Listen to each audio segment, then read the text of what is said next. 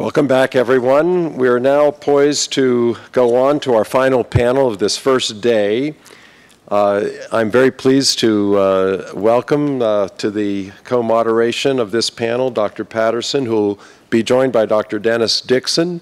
Dr. Dixon is the chief of the Bacteriology and Mycology branch at the NIAID here at the NIH. This will be a discussion of 4 case studies that we all expect will help to illuminate not only the issues within the cases, but help us all to reflect back on the framework as well. To introduce the session, it's my pleasure to turn the program over to Dr. Patterson. Thank you, Dr. Feinberg. Welcome back, everyone. All right, during this panel, we're going to explore 4 case studies. And these are intended to help us exercise the framework that was just presented and then we just discussed. And we're going to be asking the questions, how effective were the criteria that were outlined in the framework for helping think through these very particular case studies? And secondly, a topic that received a lot of discussion in the last panel, are the characteristics that are proposed in the framework as triggers for departmental review appropriate as you exercise them through these case studies. Just a reminder, there are 3 steps in applying the framework. The first, remember, was to ask the question, does the research fall within the scope of the framework? And for these case studies, this step is not particularly applicable because they were selected to fall within the scope. So we're really going to focus our attention on the second 2 steps in the process. The second step being asking the question, does the proposal meet all the criteria currently proposed for being considered eligible for HHS funding? And step 3, does the proposal exhibit any of the characteristics that warrant department level review? So yet another level of review. And remember, what we're talking about here is a framework that is superimposed on top of what already exists in terms of peer review, dual use review, biosafety review, select agent review for this body of work. We're talking about an additional look-see by the funding agency and potentially for a subset of this research, a department level review as well. That department level review can consist of something that's within the U.S. government across departments. It may also entail consultation with outside experts as the need arises. So the questions we've asked our panelists to consider are, how well does the proposed framework function in the analysis of case studies? Is it a useful tool? Does it appropriately address the range of risks? Does it provide for the appropriate review of such research? And are there gaps that should be addressed? Or conversely, is it too fulsome of framework? Is it too excessive? Before I hand it over to Dr. Dixon, I will say that we are doing the case studies just to make sure you're awake. We're not doing them in A, B, C, D order. We are doing them in B, C, A, D. B, C, A, D. All right. And I'm going to ask Dr. Dixon, I'll hand you the magic cursor, and you'll take us away. Thank you, Amy, and thanks to all of you in the audience who stayed with us here up to the last panel of the day. And I'm hopeful that now we've moved away from the conceptual and the theoretical to more specific cases, that we'll get to hear how the framework actually works and to hear how people think around a particular defined issue, and help us get to what the rules of engagement should be in terms of what the criteria are for funding.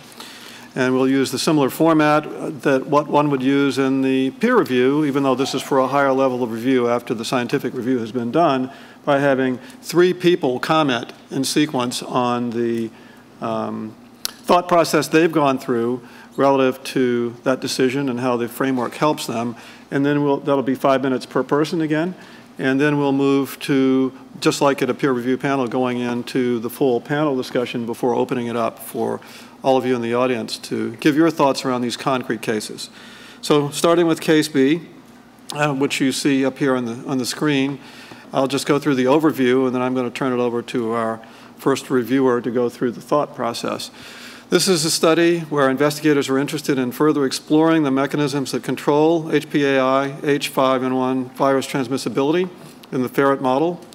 in order to gain a better understanding of the mutations and functional changes in the H5HA gene that result in transmissible viruses. The researchers will determine whether genetic changes shown to confer efficient respiratory droplet transmission in ferrets for clade 1 or 2.1.3 viruses also confer similar properties on H5N1 viruses from other currently circulating clades and subclades. And where needed, additional or different mutations will be introduced into viruses to attempt to achieve respiratory droplet transmission in the ferret model. So our first speaker will be, okay, and the elements that we're going to work through are shown here on the slide. I'm going to come back to these so that Dr. Kawaoka will have them before you as he goes through his thought process. And these are the specific elements of the experiment that are proposed, and we have to make the decision on whether or not this meets all of the criteria and what should be done. So our first speaker on this will be Dr. Yoshi Kawaoka, and he is a professor at in the Department of Pathobiological Sciences, School of Veterinary Medicine, University of Wisconsin-Madison. So I will address these four questions individually. So is it useful tool for guiding funding decisions? I still have criterion number 2, the framework, but the framework was functional in reviewing this case study. Given that investigators may identify new mutations that enable H5N1 viruses to transmit in mammals, I think such experiments require departmental level review.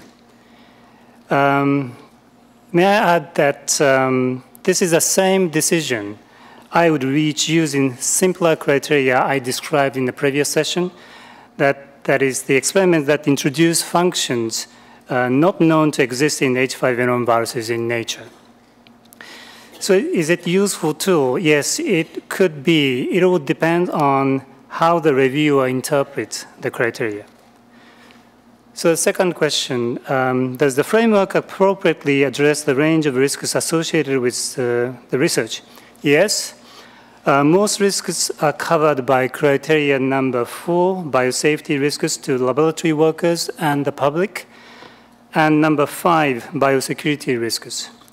And in addition, oversight of conduct and communication is covered by criterion number 7. So the third question, does the framework provide appropriate review of such research? Now, because judgments regarding significance, what constitutes evidence of an evolutionary process, and what constitutes the foreseeable future will be subjective. I'm not convinced the review will necessarily be appropriate. Rather, it will depend on individual reviewers' point of view. And the last question, are there gaps that should be addressed by the framework? There may be, but I have not identified at this point. Thank you.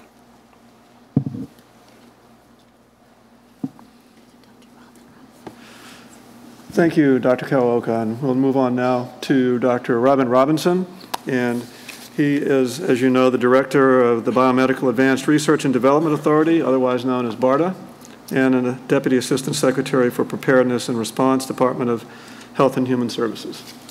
Thank you, Dennis. Thank you, Amy. Overall, this could be characterized as a Me Too experiment or the cow is out of the barn, because the expectation of additional mutations or the effects there would probably be unlikely, but theoretically they could be there. But using the framework, do I think that this would be adequate there? And then overall, yes. However, I would ask two things, is that if the word significance in the first criterion element, if that's not applicable across all of the HHS funding, and that a higher bar is needed to be set for this type of research, what is that higher bar? What more significance does it really need?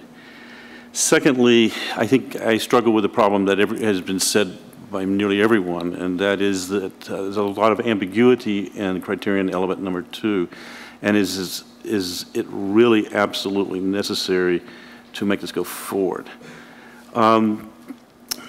Moving on basically to the last point I have, not only to the framework for the program, but also for the department, is that for the program, it appears that you have to do all of these in order to be considered, which means that's a pretty high bar to meet all of them. Whereas the other for the department is it's almost like a being blackballed. If you hit one of them, then you're in it, because it's or statements. And I say this because in nearly every peer review setting that we're in and have been in across the department, there's usually a weighting system of some sort. There's some elements are more significant than the others. And I was wondering if that would be applicable here and be useful. I'll stop there. Thank you, Robin. And on now to our third presenter for this case, and that's Dr. Adil Mahmood. And he is a professor of molecular biology and public health policy, Princeton University. Thank you. I like Robin's comment that this is Me Too research. So the study, the basic study already has been done in at least 2 laboratories that we know of. So trying to do more of the same, I'm not sure that that really will yield anything that is earth-shaking. But to go over the questions, this would be a study or a proposal that probably, or I would agree that it will require a departmental review. I think it makes a lot of sense because it is the source of all the discussion that we are having today and in the last year and a half around the H5N1. So it will make a lot of sense to have a review. Now, for the framework, there are a couple of issues that I would really like to comment on. When the framework does appropriately fit, except that the ambiguity that some of our colleagues in the last several sessions discussed, and that really need to be tightened, the foreseeable future, some of those issues that are a little bit less than accurate language needs to be at least for the time being. We can say we will review every 5 years or we'll review the framework every 2 years, but having open-ended questions like this is a little bit less comfortable for the scientific community and less comfortable for the department in a sense. Now, the issues of subjectivism in the discussion of who will review and what they will discuss is something upon us. Subjectivism exists in the peer review system, exists in every, so I think it would be less than ingenious to come and say, if the department reviews, it will be a subjective review, but every other review is not subjective. So we either agree that every review will have its positives and negatives, or we stop reviewing and just make somebody take the decision. So as long as there is review, there is the potential for an odd point of view here and there. But we'll have to put up with that because it is a safety valve that we need to address.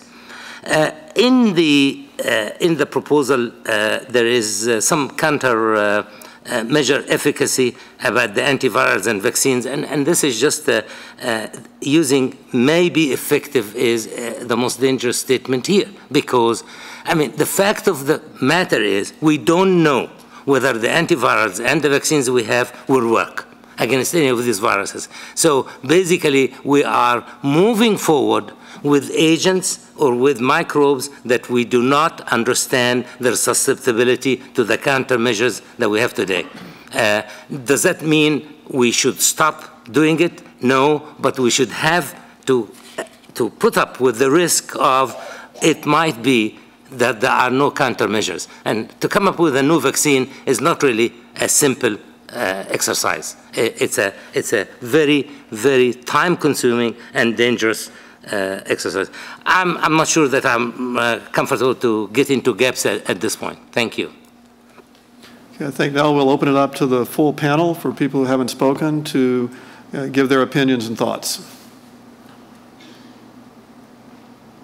Can I give an opinion, and perhaps in the form of a question back to some of the other members of the panel?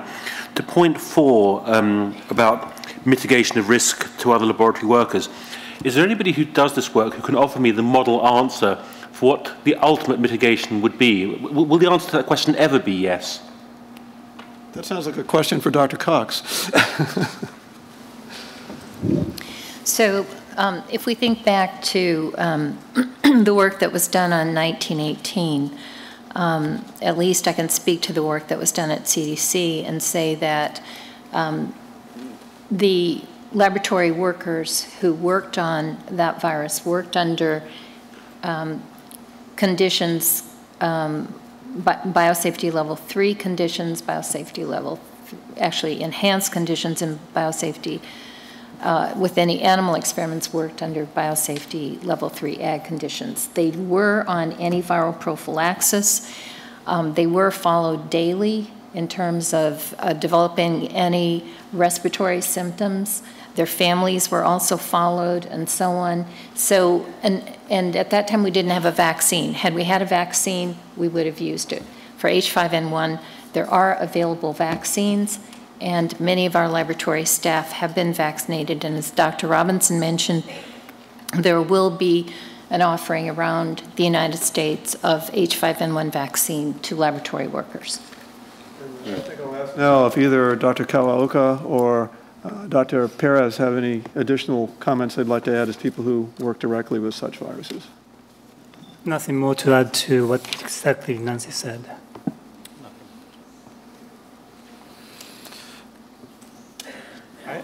I'll have a comment there. I certainly have never worked with these agents in a laboratory, so I can't speak about the practical matters involved. And the difference between BL3 and BL4 obviously is substantial in terms of cost and I think ease with which this work can be done. But I would have to say, if these experiments don't qualify as experiments requiring BL4, I'm not sure why we have a BL4. In my view, it seems like the risks here, we have various views of the risks, but the risks here of a mistake are as high as they are with any experiments. So I'll take a minority position here. I know I would commend to you the article in ASM Bio by Ian Lipkin in October in Arturo's journal, where he argues the same point. I spoke to him over the weekend. He said he feels as strongly as he ever did about that point. And I also would say that I think the Public Health Agency of Canada, I don't know if, I know we had a previous panelist here, has that position as well for experiments that are believed to be potentially H5N1 human transmissible. Thank you, Dr. Inglesby. Comments from Dr. Kanabraki overall on the thinking and how you would view this? Well, I just want to comment specifically about the ability to mitigate biosafety risks in an experiment like this. Obviously, we've talked about physical containment, BL3 versus BL4. I personally don't really know what BL4 buys you in terms of physical containment that you can't achieve at level 3 enhanced.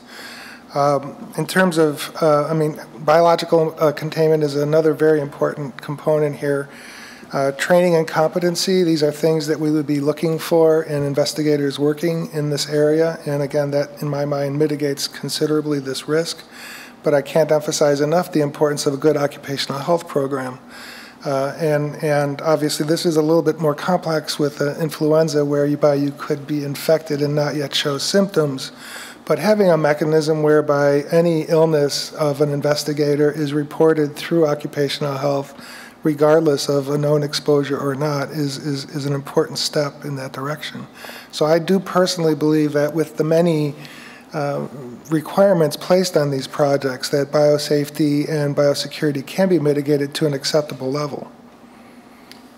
Thanks very much. I want to get to Dr. Aditama too and give him a chance to think of his response on this, but I think Dr. Kawaoka had a question. Did you want to respond to a previous? I was going to respond to Tom and Joe answered.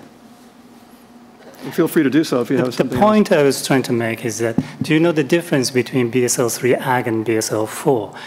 As Joe pointed out, you're not really making more safe, but if you really compare in one point by point, the only difference, for example, BSL-3 ag and BSL-4 is without so-called spacesuit and air duct from the ceiling.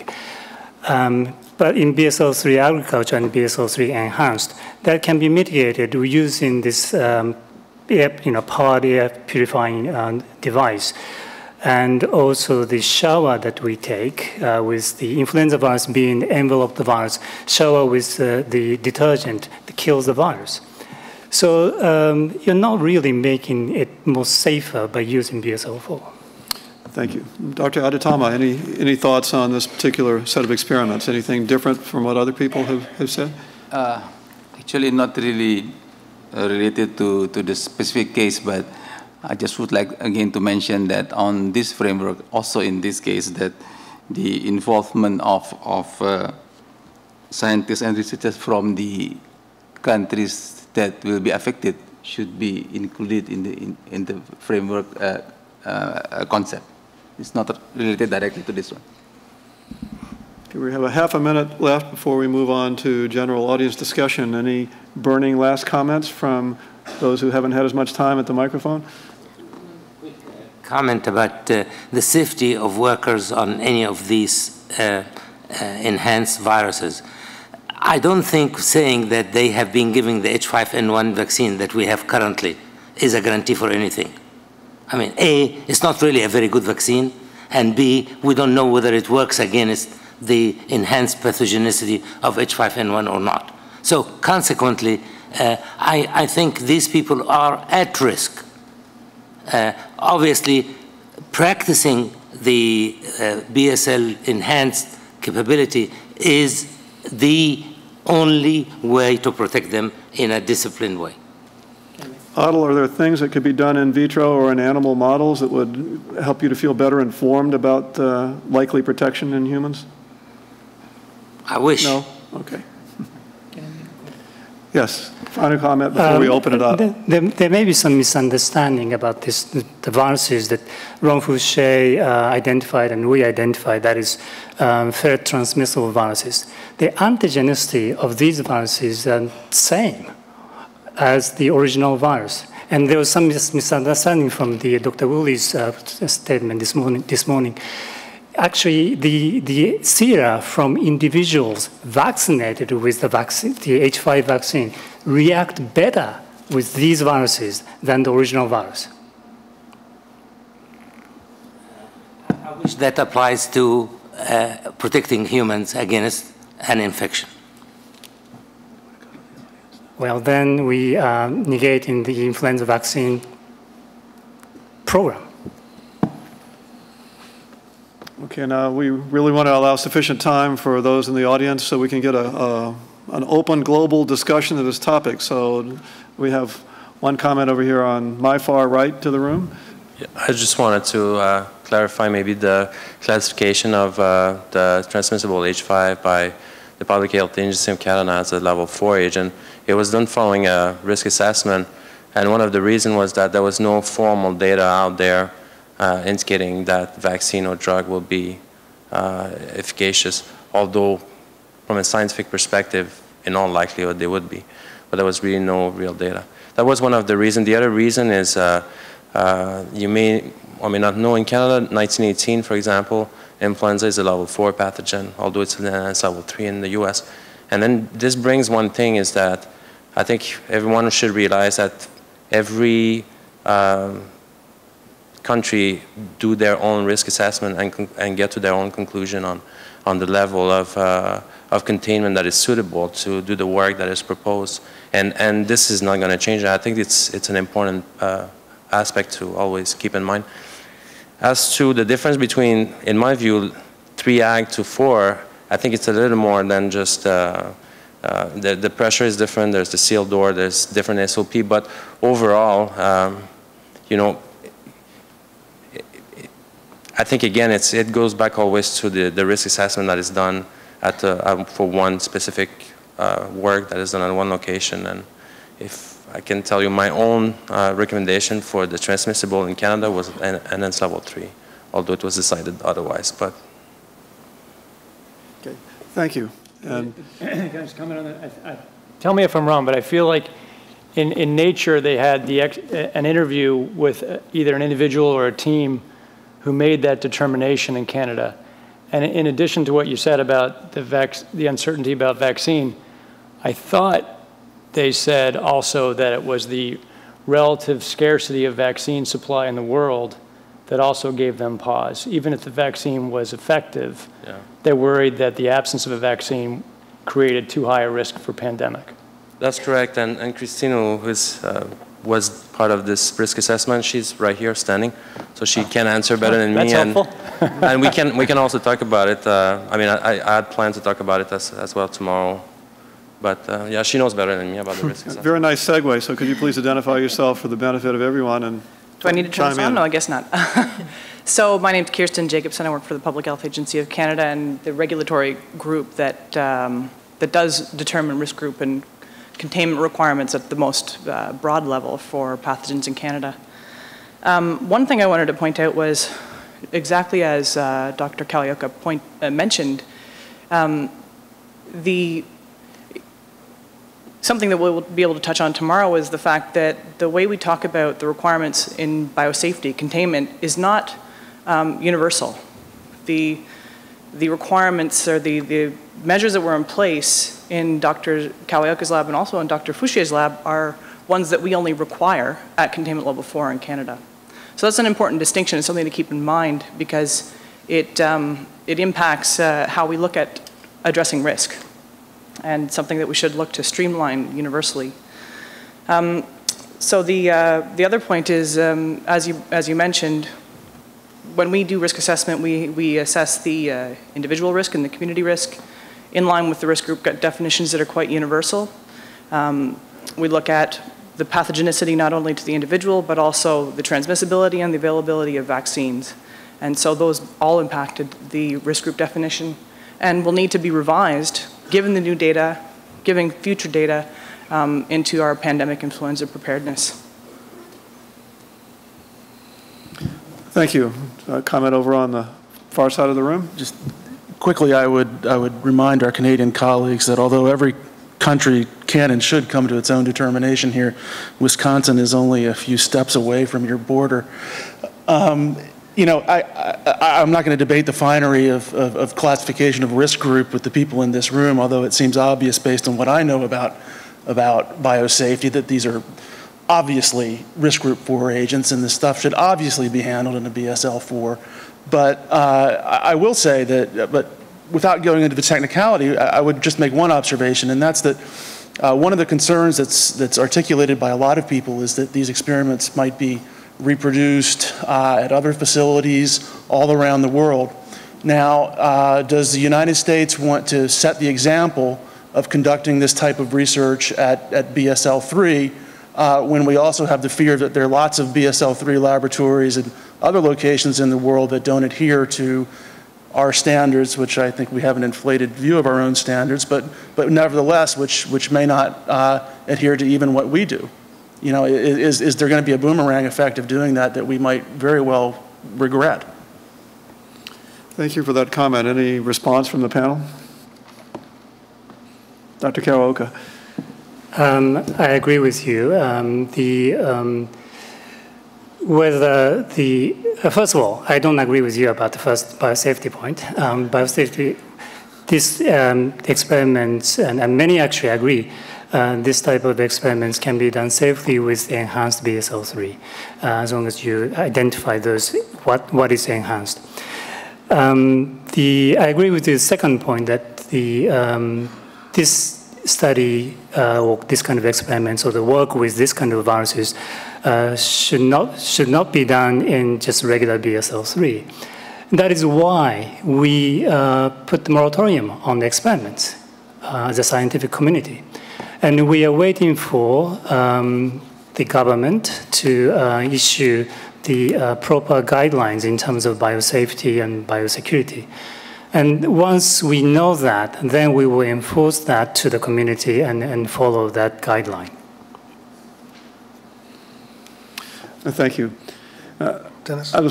Yeah, I would just echo what Yoshi said in response to the comment. It's a comprehensive view. It's not just your standard BSL-3, and many other things are added to the BSL-3 enhanced discussion. So I think that's an important distinction. Okay. Thank you. Question here from the floor. A comment that although it may seem obvious that these experiments should be done in BSL-4 when you think about it superficially, I'm John Steele, an influenza researcher from Emory University. It also has to be taken into account that all of these experiments that are being done there are economic pressures on the experiments, and that if we drive all of the experiments to BL4, the consequences may be that a lot of the experiments aren't done that could be done safely at BL3 Ag, and that the overall outcome is that we actually hinder the driving of new science rather than helping it. I just wanted to make that comment explicitly. Thank you for that comment. I believe we'll have further discussion of this topic in tomorrow morning's session. It may shed some more light on that. Yes, Dr. Webster is at the microphone. Thank you. I just want to make a point that I think we have to be very careful about what level we consider and making recommendations about BL4 instead of BL3 advanced. We have to keep in mind that these viruses are endemic in so many places in the world. We're seeing the mutations in the Egyptian viruses. Several of the changes are being found in those viruses, so we need to do rapid diagnosis, and we can't do them in BL4. BL3 with vaccination and antivirals and the various steps that are necessary are just as good as BL4. And so let's be careful when we make the recommendation for BL4. Thank you, Dr. Webster. And, can I just say one comment? Just to clarify my own position, I certainly don't think that naturally occurring strains that are happening in the world in Egypt or elsewhere in the world should have to be managed in BL4. If they're already in the world and they already exist as a threat, they should be managed in BL3, enhanced if that's appropriate. But for viruses that humans are now creating with the possibility that they may end up in the world, I think that places them in a very special category, which is my argument, not for universal movement of H5N1 occurring naturally in the world. Thank you. Is there anyone here from USDA or APHIS that would like to make any comments on the biosafety level considerations that have been presented?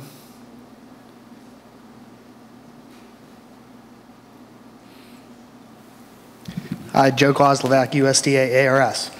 I think from the perspective of moving it to BSL-4, I think you have to look at a site-specific risk assessment and look at the age and factors as well. I think moving it to BSL-4 at this point would be a little bit premature for a number of reasons. USDA requires a number of enhancements above BSL-3. HEPA filtration of exhaust air, the shower out requirements, the restriction on contact with influenza susceptible species like birds. So I think that would be a little bit premature. And BSL-3, I think there's a little bit of a confusion about BSL-3 Ag and BSL-3. BSL-3 Ag is for large animal situations where you're working outside of a primary containment device with livestock species. It's typically has all the containment features of a BSL-4 except for the suit and life support system. I think this is a good example where we're moving away from specific examples to more generalities, and it's hard to generalize where you really do need the site-specific assessment and the case-by-case consideration, since the IBC can make recommendations as they see appropriate to the particular experiments. I wanted to pick up just in closing on a very nice comment that was made earlier today about framing the question along the lines of why the research needs to be done. So that's done in this particular case. It states simply to look at virus transmissibility in mammals. And a lot of people here have commented on how the experiments depicted are Me Too experiments, and that they're taking things that have already been answered in one clade and moving them to another clade. So does anyone see a good reason or for a why this needs to be done in these additional clades that would inform public health? Yes, Dr. Perez. Yes, I mean, I think one cannot necessarily assume that the same mutations that were discovered by Yoshi and Ron in clade 1 viruses and the clade 2.1 viruses would be equally effective in gain of transmission in a clade 2.2 or a clade 2.3.2.1. So that is something that really needs to be done and shown to be the case. Dr. Patterson, do you have anything to add? I anticipated your finger going up, so. Thank you, Dennis. I just want to maybe ask to put a finer point on this issue of the characteristics warranting the second level of review, department level review. And I think I heard the primary reviewers for this case expressing the sentiment that this would be an experiment that would be suitable for referral to the department. I just want to, A, ask if that's true, and secondly, is the reason because the anticipated results are conferring increased transmissibility through respiratory droplets? I just want to be clear. Is that what I heard? Yes, that would be my expectation. Me too. Okay. Yoshi? Yes. Okay. Seeing no further people at the microphones, I think that we can save the last 2 minutes to contribute toward the rest of the discussion and move on to the next case.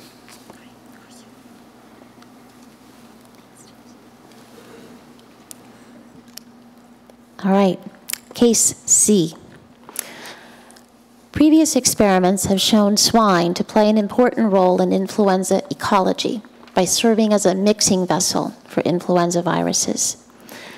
So to assess the potential of high-path avian influenza H5N1 viruses to reassort with human influenza viruses in nature, these investigators proposed to co-infect swine with various wild-type HPAI H5N1 and human influenza viruses. The viruses will be recovered from the co-infected swine and then genotyped. Reassortant viruses will be tested along with parental strains for pathogenicity and respiratory droplet transmissibility in the ferret model. That's our case. These are the details. I'll display them again in just a moment for your reference. And our reviewers for this case are Dr. Malik Paris, Dr. Joseph Kanabraki, and Dr. Chandra Aditama. Dr. Paris, please begin. So I'll just go through the criteria in box 2 and just let you know how I interpreted them. So the scientific question of high significance for public health, I think that is definitely the case. You do have, particularly if this virus that they're looking at is reassortment between H5N1 and pandemic viruses, H1N1 viruses, which are now endemic in swine, such reassortment could very well take place in nature. So the second criterion, of course, we still have the same point that bedevils us, has been commented in many times, unless there is evidence that such a virus could be produced through a natural evolutionary process.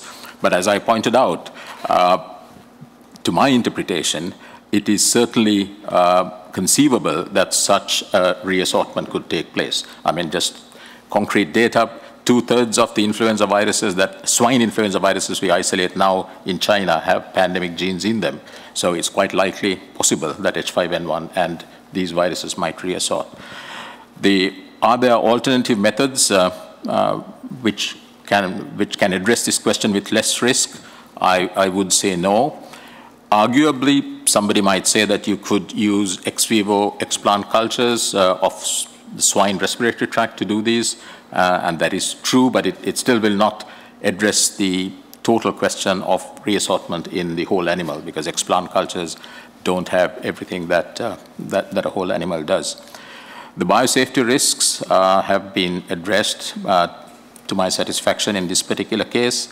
Biosecurity, they don't exactly specify it, but obviously this would be done under select agent precautions.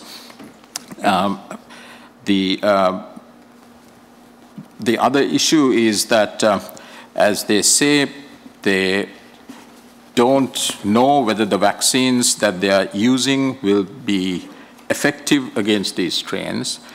And I think, if you choose the appropriate viruses for your experiment, the appropriate H5N1 viruses to which you know you do have effective vaccines, that would be the way to make sure that, to the best of our ability, that at least you do have coverage to that particular virus that is being used. So that should be done. So essentially, the criteria, going through them in box 2, does serve the purpose. Going on, I would also say that this, according to the criteria that you laid down, would be referred to higher level departmental review. So to my mind, with the provisos that I mentioned, the criteria did work reasonably well in this particular case. All right. Thank you very much. And could I ask Dr. Kanabraki? I went through the same exercise, asking the questions posed in box 2, and this was really the first cut. And as I went through each of these questions, the answer for me was an affirmative, and therefore, I think this proposal would be referred to the department level for further review based on that assessment. In terms of the tool itself, I want to say that actually, a couple of general comments about this case study. First of all, it's the only case study of the 4 in which there are not any substitutions or mutations introduced into either of the viruses involved. And so basically anything that's happening, you wouldn't anticipate any of these changes to happen other than reassortments. And this is exactly what happens in nature. And frankly, question 2, which I struggled with for all of these case studies except this one. This one seemed rather straightforward, that this is potentially something that could happen evolutionarily. And so I thought, frankly, that this was rather an easy one to assess through this tool. Now, in terms of the tool itself, I think what it really does is it lays out a process that one needs to think about, and I think is valuable in that regard. It doesn't give you the precise decision points or rules on how to make those decisions, but that's okay as long as there are supporting materials to inform that decision, those decisions as they go. So in terms of the first question, yeah, it's very useful, again, from a process perspective. Does it appropriately address the range of risks? I think, and then there's another question about a gap, and I think if I could point to any gap in the tool, it's that we really don't talk about public perception. It's one of the things that the NSABB talked a lot about, and I think certainly it needs to be considered, not so much whether to or not fund, but how one will address public perception issues. And frankly, I think putting your thought process through these questions really prepares you better to deal with questions that may emanate from the public. So again, I think there's great value there. From the biosafety, biosecurity perspective, obviously the devil is in the details, but I do think that there are certainly supporting documents that provide good guidance on how biosafety and biosecurity issues, including personnel reliability, can begin to be addressed. I think, frankly, that the recently published guidance documents from the Select Agent Program are very, very helpful in that regard, and I would encourage the use in making some of these decisions. So I think I can stop there, but again, I think one of the things that we're missing here is this public perception question.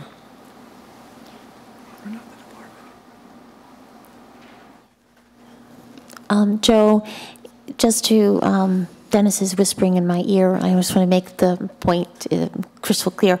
You too believe that this would go for departmental level review? Okay. All right. And our third reviewer, Dr. Aditama? Yes, as this study C is reasonably anticipated to confer gain of function to highly pathogenic H5 virus, so the framework is applies. And it would appear that it's already what Ken already mentioned, that the criteria in box 2 is also fulfilled, so the study C is in line with the framework. And as this could be resulting reassociated virus could evade usual detection methodologies and possible vaccine-induced immunity, so this study would also need to be referred to the department. Regarding the risks, yes, the framework covers the range of the risks, and the framework also provide an appropriate review, including the review of funding, assessment, and also multidisciplinary expertise to be sought to consider whether additional factors are needed to mitigate the risk. Thank you. All right. Thank you all for those reviews. If I could probe a little bit, you've all agreed that this particular experiment seems to fulfill the 7 criteria. You've all have agreed that it, primarily because of bullet number 1 on this slide, fulfills the trigger point for being sent to the department. What additional review, concepts, ideas, perspectives, expertise would you hope that the Department of Health and Human Services would bring to bear on the review of this proposal when it's referred to the department? Robin? One possibility would be, can this study be done in vitro? I mean, Dr. Perez said it may. I mean, RNA viruses reassort in cell cultures. And I don't know if the methodology exists for flu viruses, but it does exist for other viruses. So can you do it in vitro? It certainly will reduce. So you need some people who can review the test, and it will reduce a little bit of the perceived risk of a study like that. Robin. Yeah. Unlike ferrets, which are very sensitive to influenza viruses, swine can be asymptomatic to a number of different influenza viruses.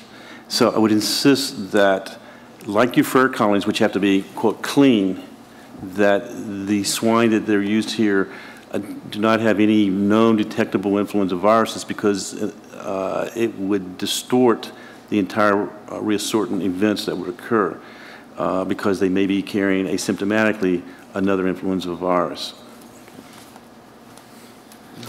So what you're saying is that, so what Dr. Mahmood has said, that the department would push further this notion of, are there other experimental avenues to approach the same scientific question with perhaps less risk, at least in the initial steps. And then what Robin is saying is the department would push to make sure that were the experiments to move forward, that you would be bringing to bear expertise from BARDA and the influenza research community USDA, and yeah. USDA.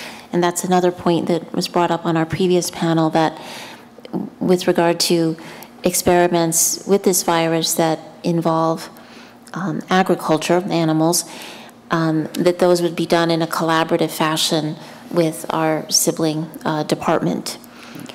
Okay, so that's very helpful. Dr. Paris, are there other things that in having this referred to the department for review that you would hope would be brought to bear? And Joe, I'm going to ask you the same question in a second. Right. I mean, I think my question, my concern or my thought really is this, according to the criteria you have laid down, this would be referred to departmental review.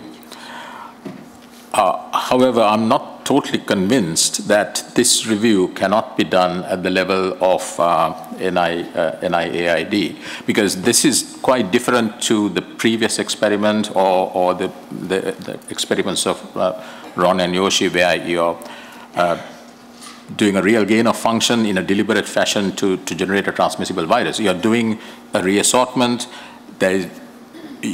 You may not at all generate any viruses of any danger. So I think this is a question pertaining also to the point that was raised that otherwise 75% of all grants will end up at HHS on H5N1. So are you suggesting that this could conceivably be reviewed at the funding agency level, and were one of the reassortant strains that were isolated and characterized were found to have mammalian transmissibility, that then the future trajectory of the research would be referred to the department for review? Yep. Okay. Joe? Yes, I agree. I mean, the paradigm laid out with this tool would say that this would go to department for review. And honestly, I don't know what that would contribute to the process at this point, especially not knowing what, who the players are in that review. So again, I agree that the tool does point you in that direction, and maybe that's something we need to address in the tool, because I don't know if it's necessary here. Could I ask any of the other panel members who have not yet commented to share their thoughts and perspectives? Nancy? I was just about to start the discussion in that direction when Malik pointed out that he thought that in actual fact, the institutional review or the agency level review could handle this type of protocol, but that the framework pointed it toward a higher level review. And I think the reason is that you aren't setting out intentionally to derive gain of function viruses. You are determining if, when co-infected with two different viruses, a pig can shed reassortant viruses. It's not, and it doesn't say anything about the nature of those, the characteristics that those viruses might have. And so they may be less virulent, they may be, certainly one wouldn't necessarily expect that they would be transmissible, but you would want to test them. And at that point, then it would go to, the ensuing experiments would need to be reviewed. Thank you, Nancy. Tom, I think you had a comment. Yeah. Yeah, it would, I think in the final version of this, as it goes forward, it'd be useful to say more about what the department level review gains the process. Because right now it's implied that it'll be a more thorough review in some way, but it'd be very useful to know exactly what's the value add for that, and that would help probably shape the language about what really needs to go up to that level. Right now, the way it's written, it seems to me that almost everything that qualifies for NIH review would also qualify for HHS review, and that doesn't seem to be the intention of the framework, so it might be useful to distinguish that. Are there any other comments from the panel members? I will take 20 seconds to just describe a little bit more about what we were contemplating when we thought about another level of review above the funding agency. What that could confer, and how the way we were thinking about it, is that it would bring to the table security expertise. There would be an outreach to other relevant departments and agencies with security expertise, intelligence, countermeasure and preparedness development, USDA, so we have the agricultural perspective also at the table, so that it's a much broader review and would be a natural forum for that than may take place at the funding agency level. Any last comments? Okay. At this point, we're going to open case C up for audience question and discussion. I see some people approaching the mic. Don't fight about it. Daniel's always a gentleman. Again, Richard Webby, St. Jude. I think this is a perfect example of sort of the issues you come with, the actual terminology that can be reasonably anticipated. And again, it depends very much who reviews this, because I think some people you could think reasonably that you may get an increased virulence or transmissibility, but the literature suggests that that is very unlikely. So there's been, what, half a dozen or more studies where people have generated reassortance between H5N1 and human strains. Never has a transmissible virus been generated. You can drown a pig in H5N1 virus and it hardly replicates. So again, that I think comes in what is reasonable in this case. I think reasonable from someone who has a literature in front of them would say, well, there's probably slim chance at all that you'll get anything that is actually transmissible out of this experiment. So I think it's a good example for something, but in my mind, for something that should go nowhere near that criteria for going to full review. Yes, Dan. Yeah, Daniel Perez, University of Maryland. So I'm a little bit confused. So in the ideal world, this is an experiment that is being proposed, and it goes to HHS department review. But in the real world, we have the 2009 pandemic. So then you realize that the field has changed a little bit. Your former human virus is no longer what it used to be, and then you realize my virus is going into pigs too, or is coming from pigs and going back to pigs. And now I need to know whether the reassortment between the H5N1 and the pandemic is going to be transmissible, whether in pigs or in ferrets. So that changes a little bit, but I still hold my ground that I was reviewed by the department and says, you're okay with doing these experiments. But now I say to my IBC, look, I need to change these experiments. Instead of using my seasonal H3N2, I would like to use my pandemic H1N1 and do similar studies.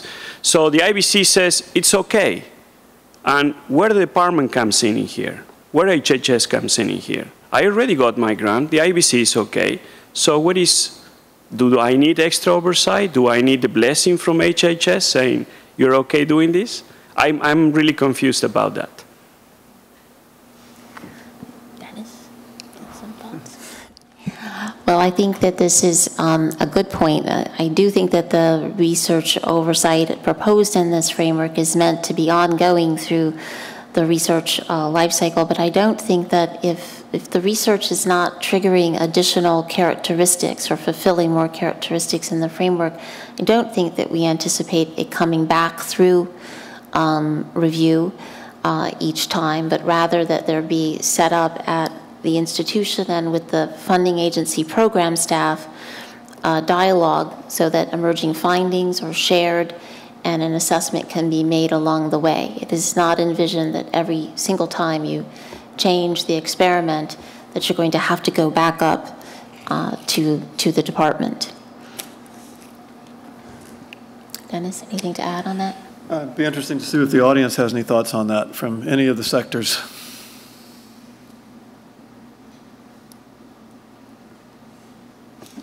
Tony.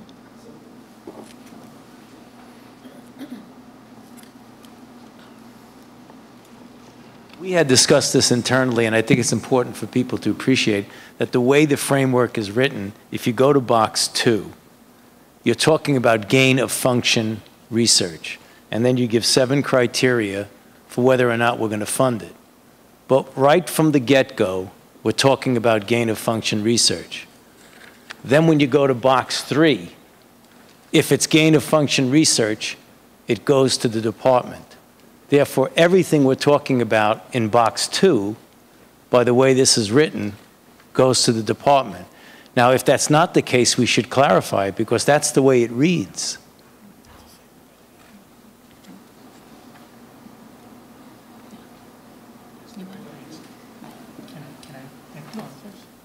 So, is that the way you read it, Yoshi? Because no. So the reason why these case studies are here is, you said, it's all gain of function, and it's not gain of function because I don't see how the virus will gain new function by this reassortment.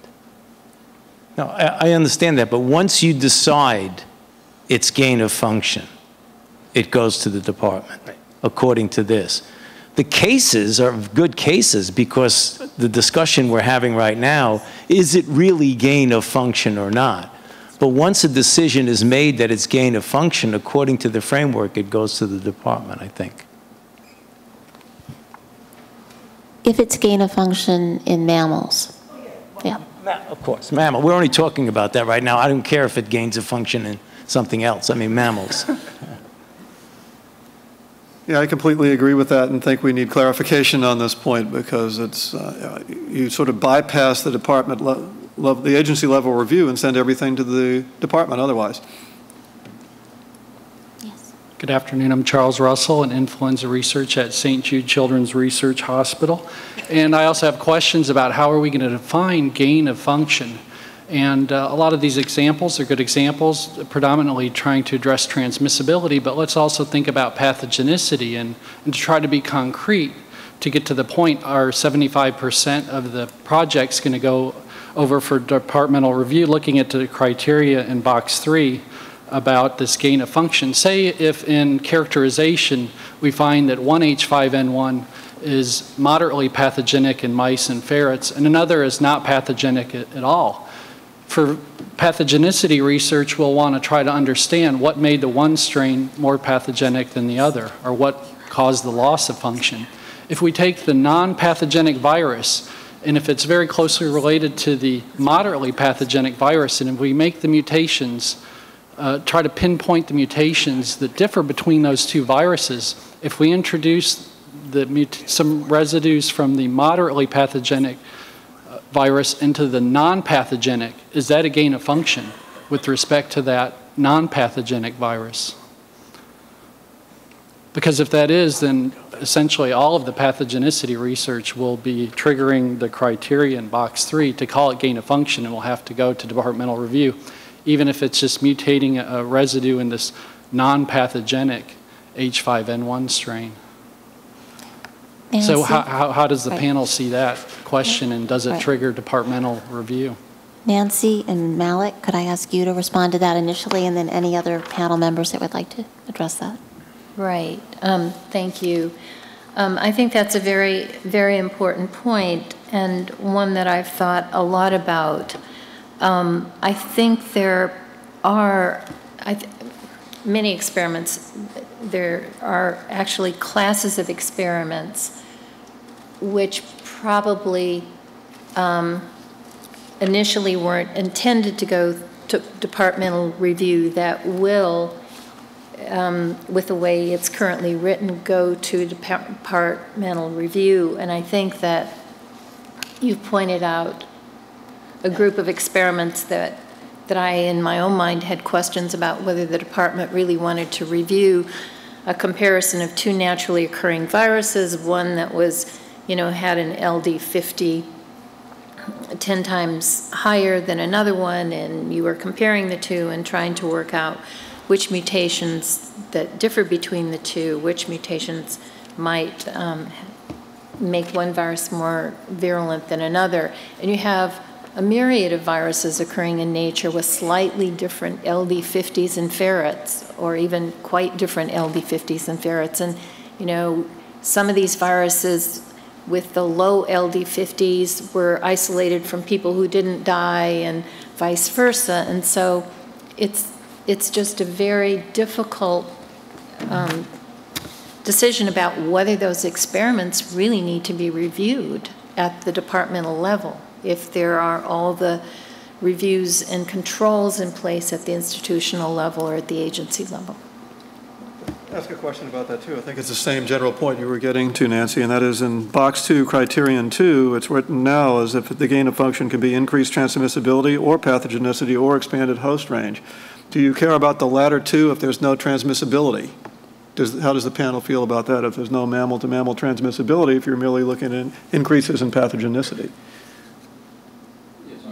I think this was discussed in the previous panel.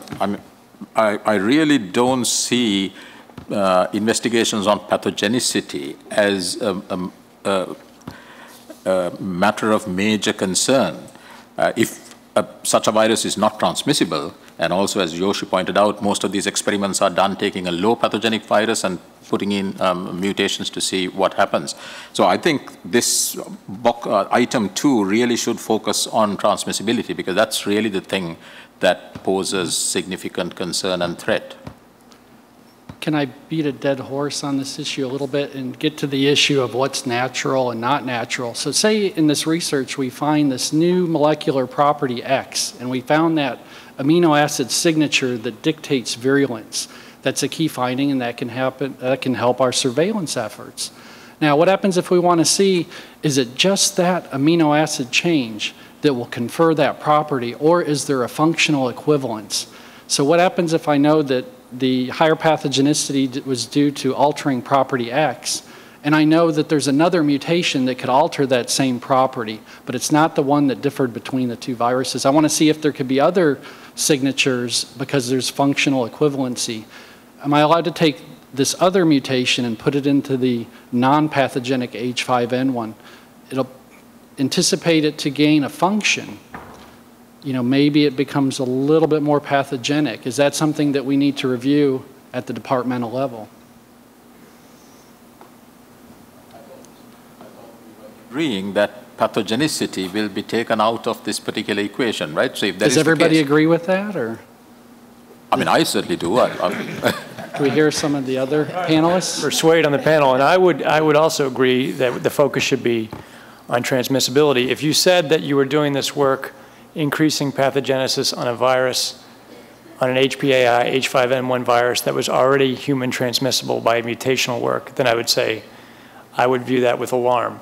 But if you said that this is a virus that was in the laboratory and you're isolating pathogenesis factors and it wasn't a transmissible virus, I don't see why this should fall into the same category as the other things that we're talking about today. Well, I think we should really probe here in this audience to see if there's universal agreement on that point, because if that's clarified, that's going to substantially change which projects are triggered to go to the departmental review.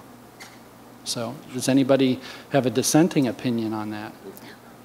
Sir, as much as I would love for everyone to hold hands and sing Kumbaya on this point, I need to remind everybody that we don't want to go to jail by violating FACA. We can't have you come to consensus. You can agree with each other, but we can't sort of compel that or take votes here.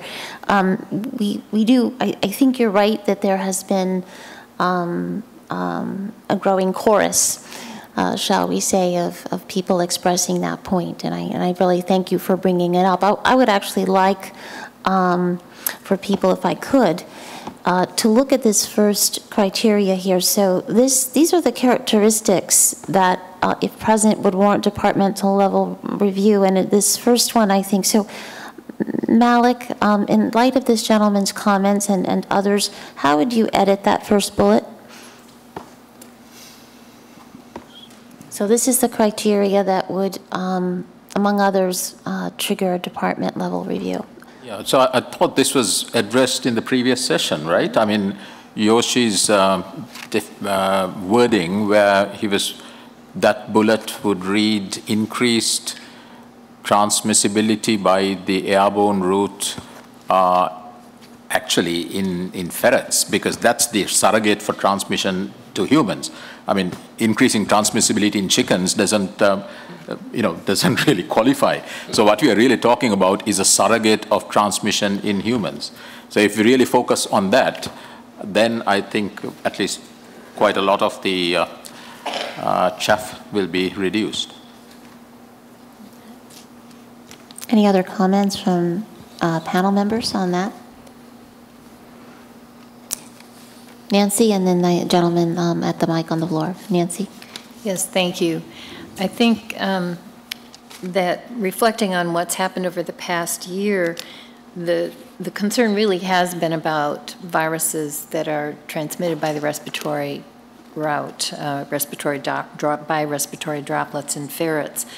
And then I think you have to start moving some of the other bullets, not getting rid of them, but also incorporating them as sub-bullets under that major bullet, because those other features are very important, and if you combine the increased transmissibility with some of these others, it raises the alarm even higher. So I think they're not unimportant, but they need to be on a separate level. So what you're suggesting is the latter 4 bullets, if those are present in a virus that has demonstrated transmissibility through respiratory droplets in the mammalian model, like the ferret, those would also trigger review. Absolutely. Yeah. Okay. Yes, sir. Richard Hatchett from BARDA. Just to continue the discussion about the first point here, I mean, it seems, I suspect that it creeped into the framework in its current form, being borrowed from previous discussions that more broadly looked at issues of biosecurity and biosafety, and now it's being applied in a very specific context to a document that is strictly limited to H5N1.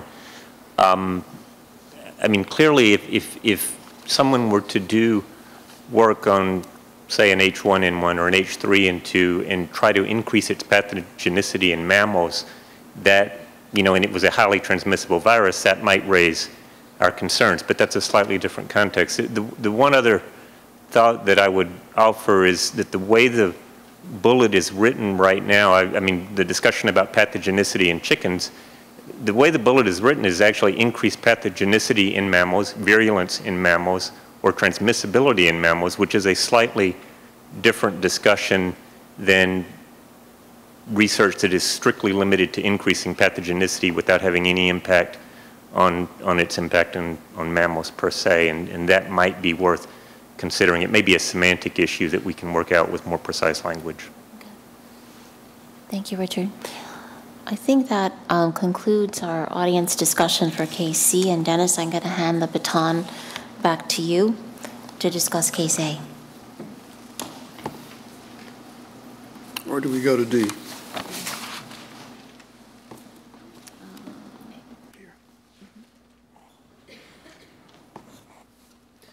Thank you, Amy. So now we'll move on to case A, and the description of that is shown here. Researchers aim to engineer and characterize highly pathogenic H5N1 viruses that are transmissible by respiratory droplets in 2 mammalian model organisms, ferrets and non-human primates. They propose experiments that serially passage in ferrets an HPAI H5N1 virus that has been demonstrated to be transmissible by respiratory droplets in ferrets to further increase pathogenicity while retaining transmissibility. They aim to identify mutations throughout the genome that will enhance virulence of a virus while retaining its transmissibility via respiratory droplet in ferrets. Viruses with enhanced virulence that are transmissible by respiratory droplets between ferrets will then be tested for pathogenicity and transmissibility in non-human primates. And the elements that we will go through are shown here. I'll come back to these after introducing the panel members who will take us through this complicated set of experiments.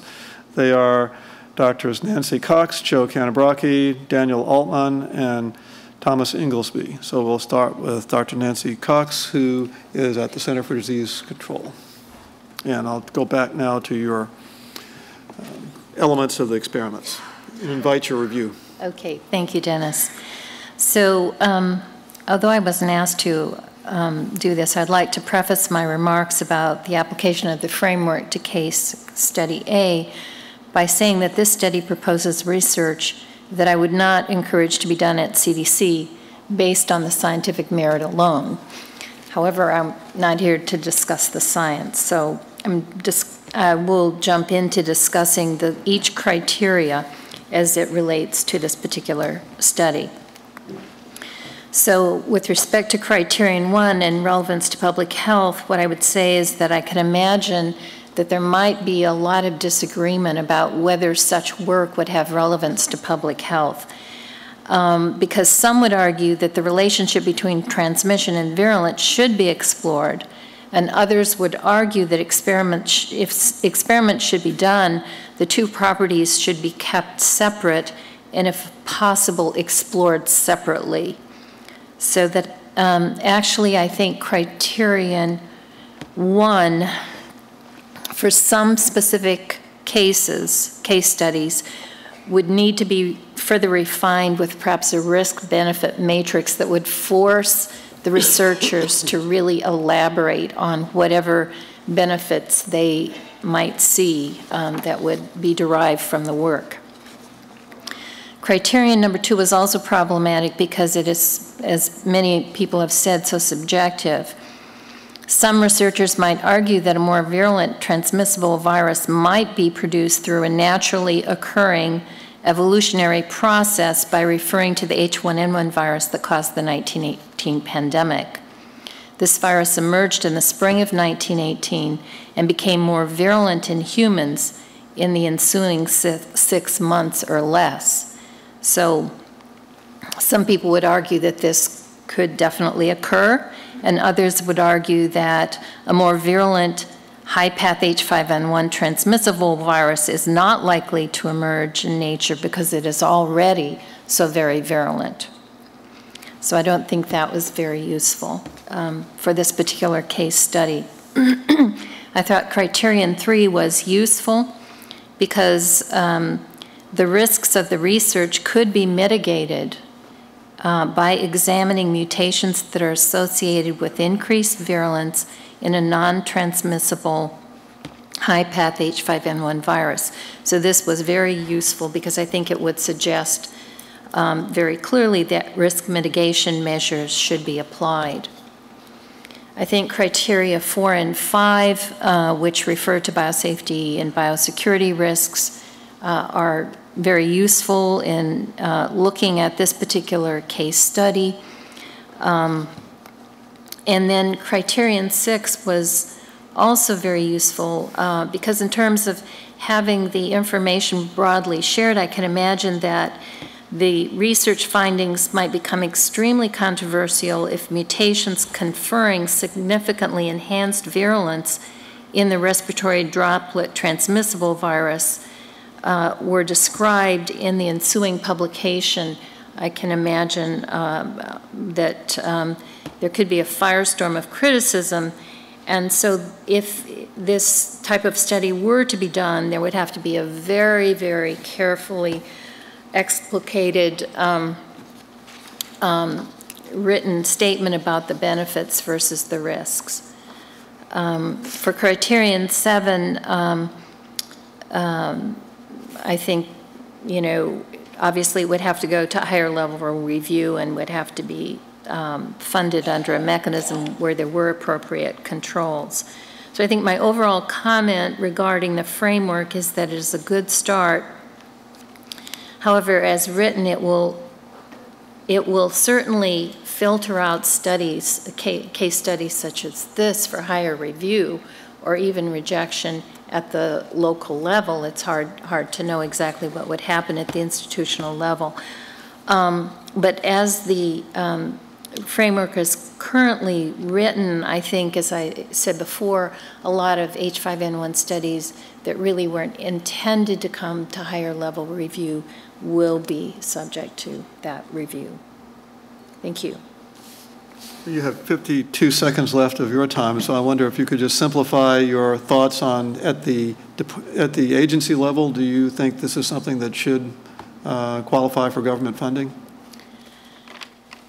I think one would have to see a very, very clear risk-benefit matrix written out, and one would have to understand the benefits, very clearly the benefits, because you're already working on highly virulent viruses. They're highly virulent in many mammalian hosts, not pigs, but cats and tigers and so on, and ferrets, and so you would have to have an overriding public health benefit, I believe. So it comes back to our morning discussion of wanting to hear a carefully articulated why these need to be done and the public health relevance and the rationale for that to factor into your risk-benefit analysis. Absolutely, and for this particular case study, the bar would be quite high.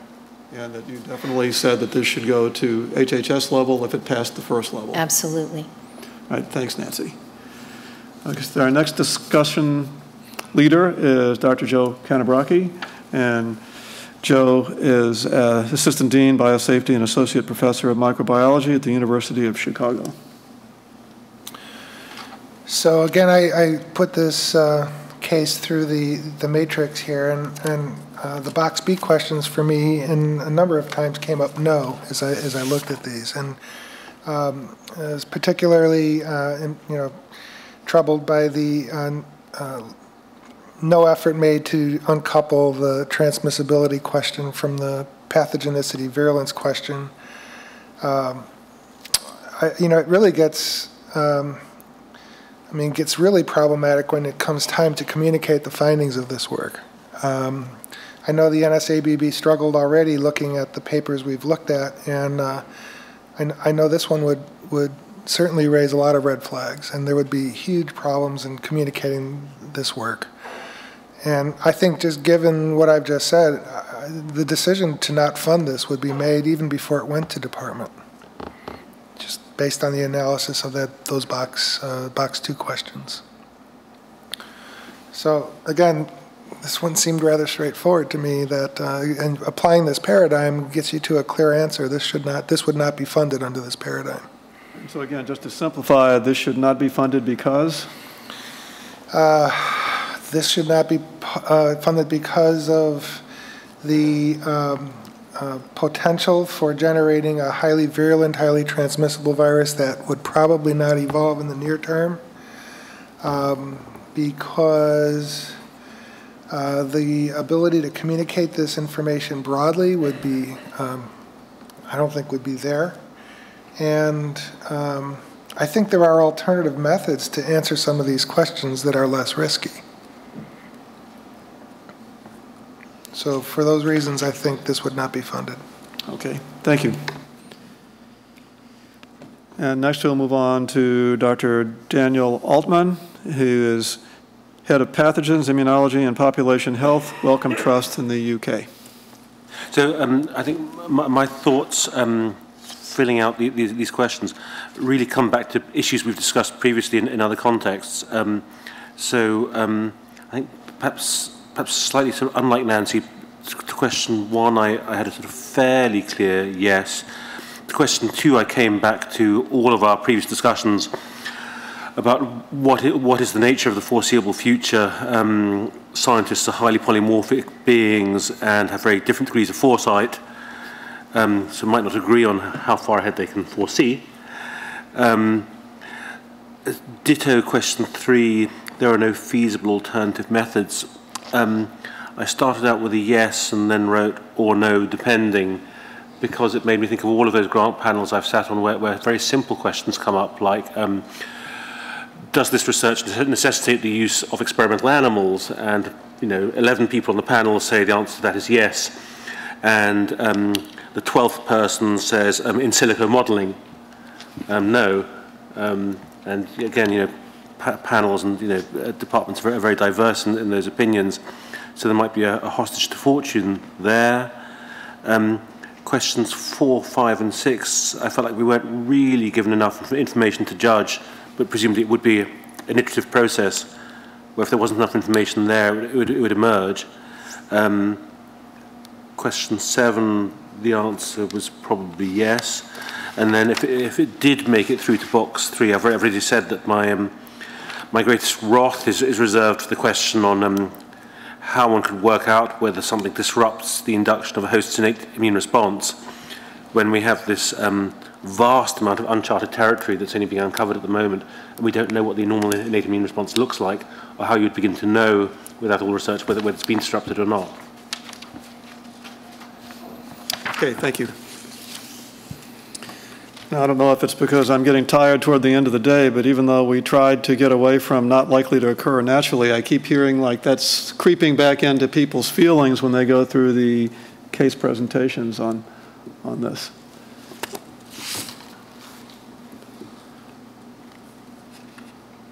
Okay, so we next will hear from Dr. Thomas Inglesby. And I think we had a loss of function mutation with your first name, so apologies for that.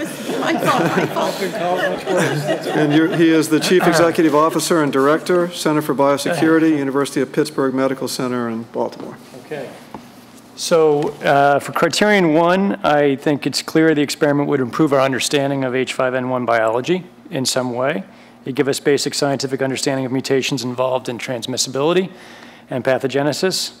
And if successful, it would show ways, well, it would basically demonstrate new knowledge in pathogenesis and transmissibility. But as I said earlier today, I don't think the research has enough practical public health significance to warrant the risks involved. I see definitely a distinction between this study and the other studies that have been discussed earlier, but I don't see necessarily the hinge distinction that I think others in the panel have seen, where the others seem to be warrant the risk, and this one doesn't warrant the risk. I don't think that the other ones warranted the risk, nor does this. Criterion 2, if the experiment is successful, it will produce a virus with both increased transmissibility and pathogenicity, so it fulfills the first half of the clause.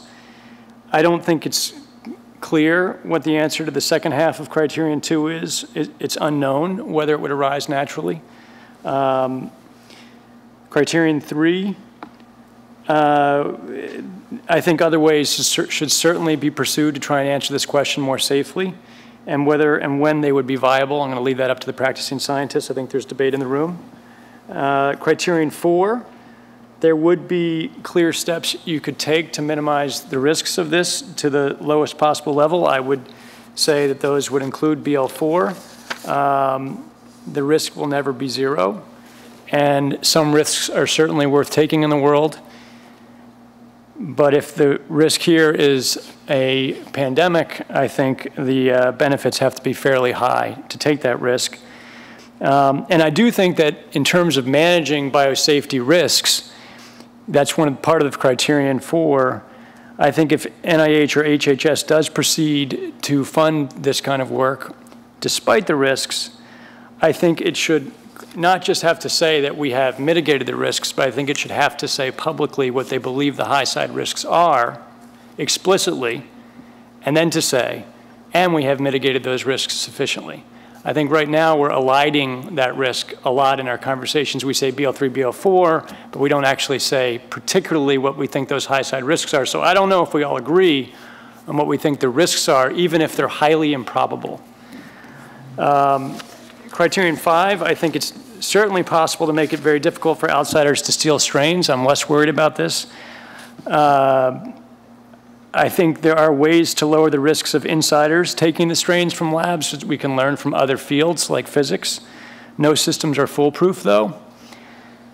Absent classification, I don't see any viable proposals that have been discussed to control information in the world. So I think once we do it, it's going to be published. And I don't see how broad dissemination of this work would be worth the public health benefit overall. And criterion 7, I think NIH would, I presume, would ensure a high level of oversight ongoing throughout the course of the work. If this work is to be funded internationally, I have less clarity about whether that would proceed the same way. And is this a useful tool overall?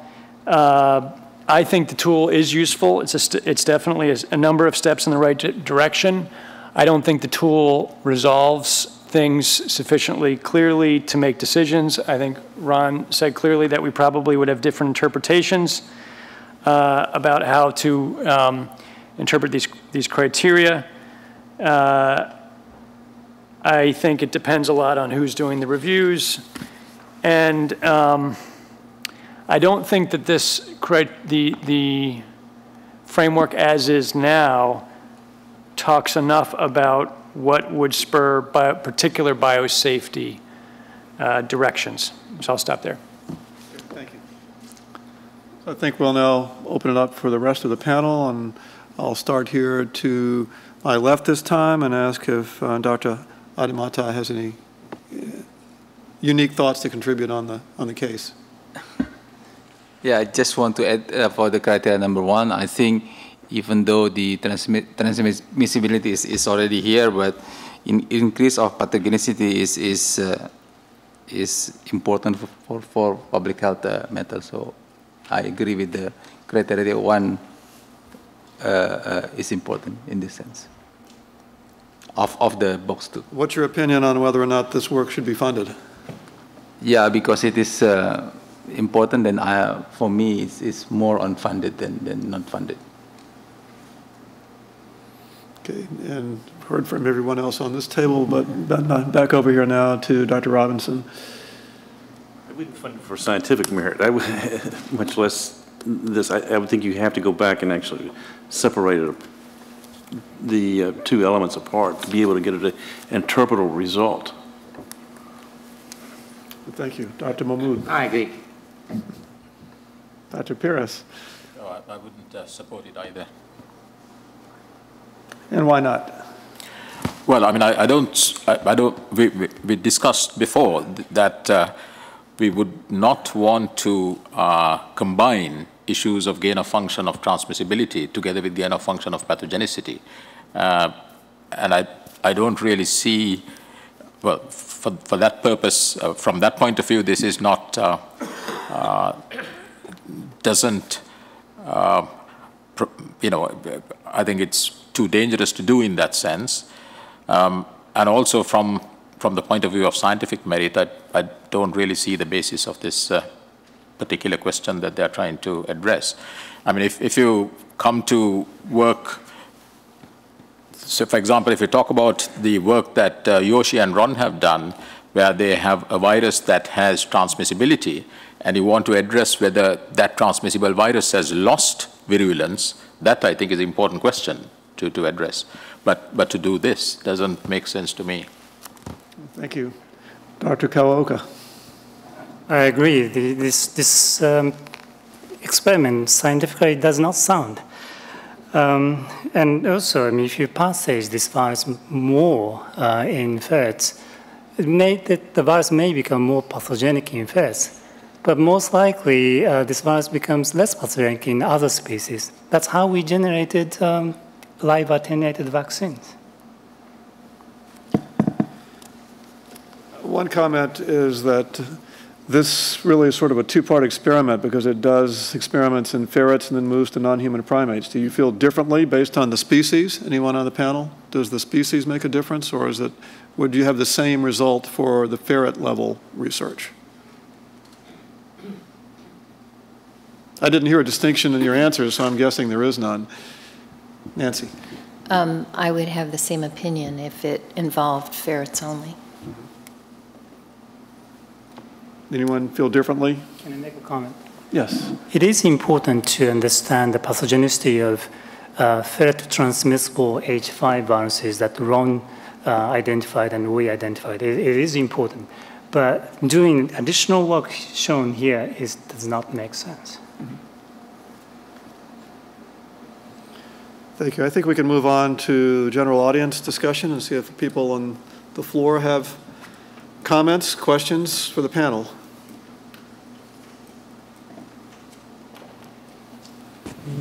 Yes, Dr. Fouchier.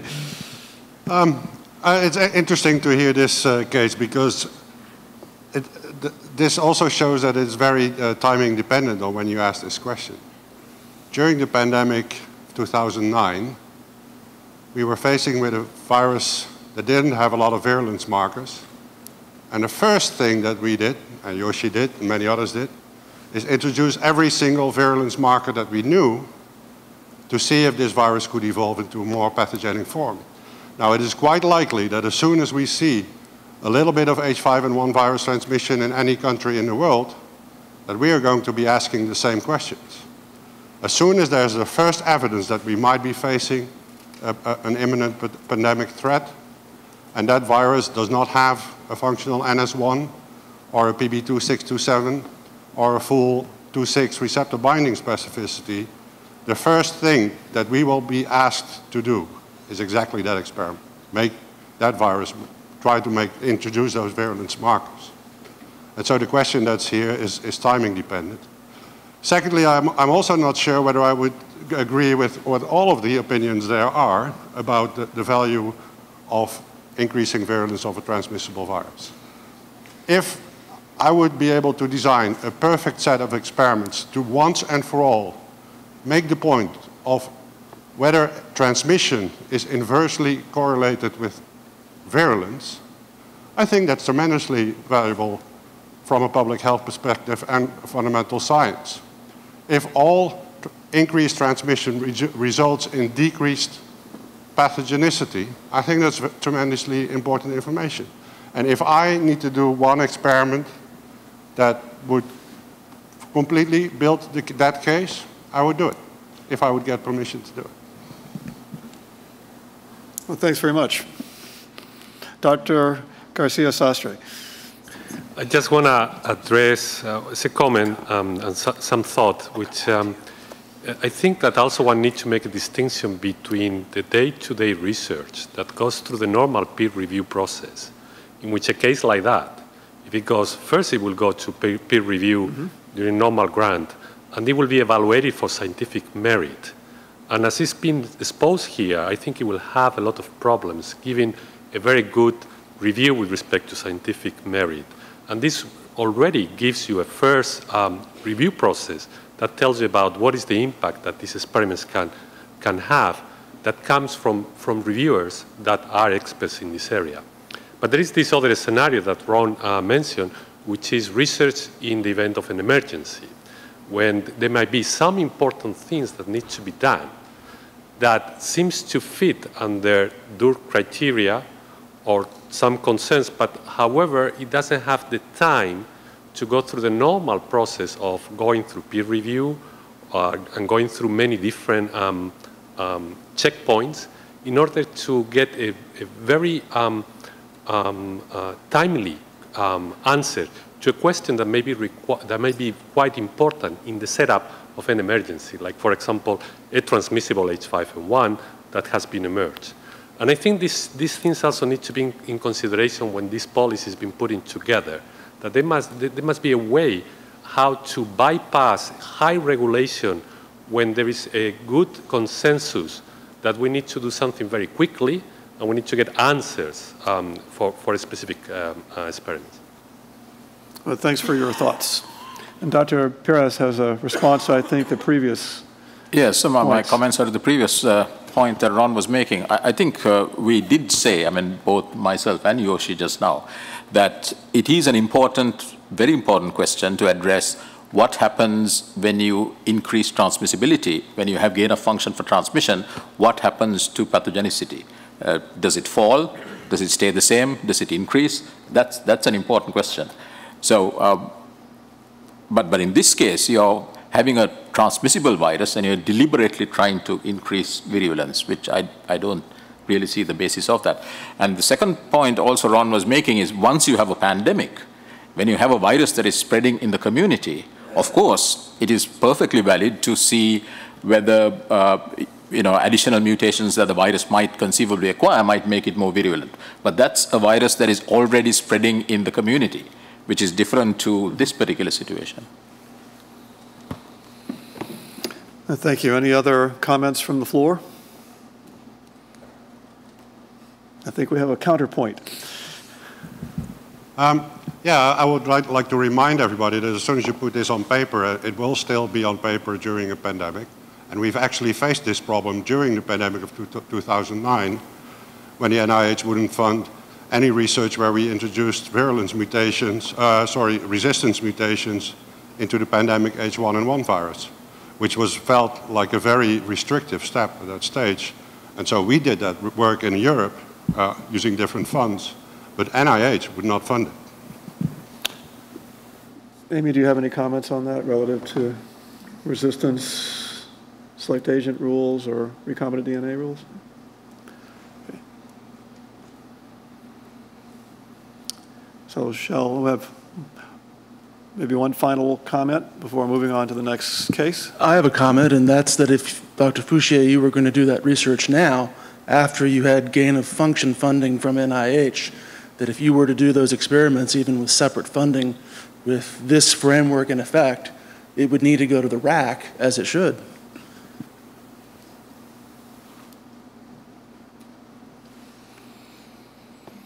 Any comments on that? Thank you for that point. I think I'll turn it back over to Amy to move on to the final case. All right. All right. Case D, our final case study. Researchers have identified mutations that confer virulence to HPAI H5N1 in the ferret model. And these mutant viruses, though transmissible in ferrets, were not readily transmissible in non-human primates, according to experiments that these investigators conducted. So, to test the significance of these mutations and to study the host response in non-human primates, the investigators proposed cloning the relevant portions of the HPAI H5N1 genome containing the mutations identified previously into another viral vector known to readily infect the human respiratory tract. And the anticipated results here are the generation of a hybrid virus that contains virulence factors from HPAI H5N1 and is readily targeted to the respiratory tract of non-human primates, and is therefore potentially transmissible, perhaps by respiratory droplets. So that's the case study. And we have 3 reviewers, Drs. Malik Paris, Thomas Inglesby, and Daniel Altman. And I will ask Dr. Paris to begin. I had some major concerns, issues with this particular proposal. Firstly, it is not clear what vector they are talking about. Is it a replication competent vector or a non-competent vector? What virulence mutations from H5N1, if you put it into, say, an adenovirus vector, will retain its virulence functionality in the background of another virus is complete. For example, if you put the connecting peptide into a different vector, it's not really going to function in that way. The only conceivable thing that I can imagine is to, for example, use something like NS1, something that would depress the innate immune system, might actually work in a different vector model. So I find it quite difficult to understand the scientific basis of this particular proposal. But leaving that aside, if you go through the questions of whether this is addresses a scientific question of high significance to public health, I would say not. The talk about transmission in non-human primates. Transmission in non-human primates is not particularly relevant to human transmission.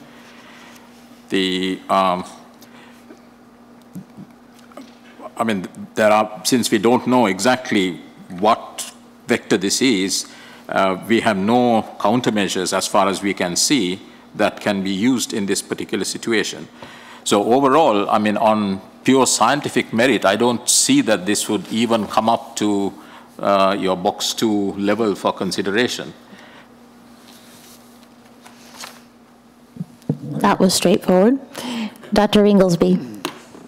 Yeah, I largely agree. My first question was, what's the epidemic potential of the viral vector? From the question, it says that the viral vector is known to be readily infect the human respiratory tract. So it's readily infectious, but is it a vector? Is it a contagious vector? Is it replication competent? Could it lead to a major outbreak if there's a lab escape? And if that were the case, then the experiment is proposing to combine the elements of H5N1 that make it lethal with a vector that is capable of spreading in the community. So if that were the case, then in terms of the risk side, putting aside, I agree with the scientific merit discussion, Malik's discussion, but on the risk side, I see that begins to appear as other of these experiments have appeared to me. Criterion 2, again, it's unclear. This hybrid would not have occurred naturally. I think that's pretty clear. It's unclear whether it would be capable of epidemic spread. Criterion 4, I think they're the same concerns about biosafety risks given the high side concerns. You can mitigate them. You could put this in BL4 or BL3 enhanced, some people would argue, but still there'd be remain some risk. And then I think the following, for 5, 6, and 7, I think they'd be the same as case A for me.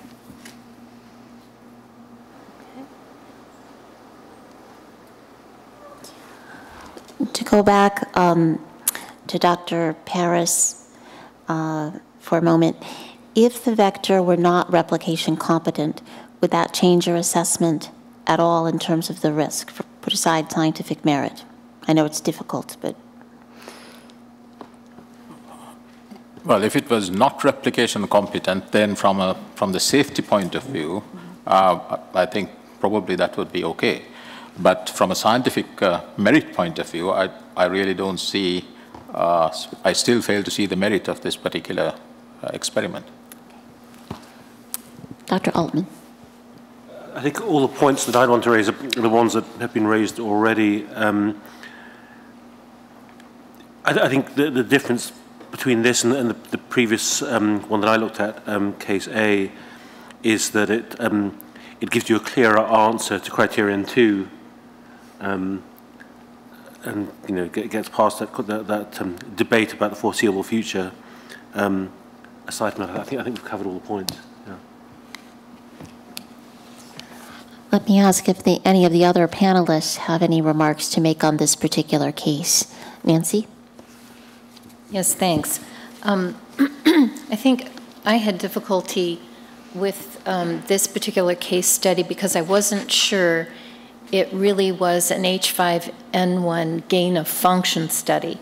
It just doesn't seem to me to be that at all. So I wasn't sure why it was here, I think.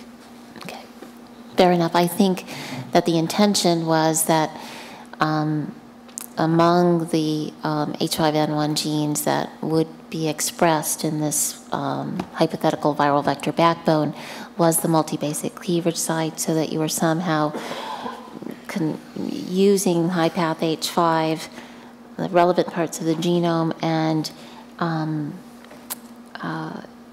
infecting the respiratory tract of a non-human primate, sort of forcing that first step. Dr. Adatama, any comments? Are you of the same mind as the rest of the panel with regard to this experiment? Okay. Oh, Joe. I have some serious biosafety questions about this experiment. I also think there's not enough information to do an adequate risk assessment on this experiment. But using this tool, this could be funded. Because in my opinion, the answer to the first question is no. The question is, proposals are reasonably anticipated to confer gain-of-function attributes to influenza viruses expressing the virulent form of HA from highly pathogenic H5N when you're not creating influenza viruses. So it just wouldn't, this paradigm doesn't even apply to this experiment. Dennis, any thoughts about that? No? Okay. Tony, any thoughts about that? Okay. Robin? Yeah, this comes in the bizarre world of being close to becoming classified, because this is almost like weaponizing a virus vector if it was actually very infectious in itself. And that it says it can cause respiratory infections.